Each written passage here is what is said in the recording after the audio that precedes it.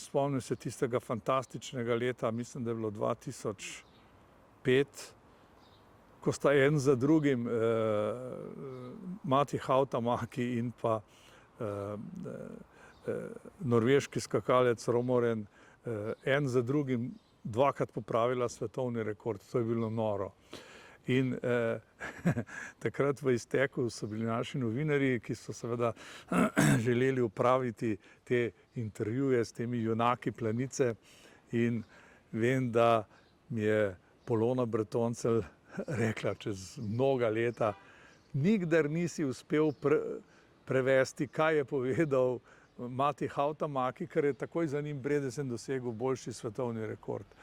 No, in to mi je pa uspelo, ne vem, pred 5-6 leti, in sem povedal to zgodbo kot eno zanimivost planiško, svojo planiško, kot reporterja, in ja, in sem ga nekako prevedel. Malo sem tudi zablefiral, samo te, rečem, bela laž ni bila tako huda.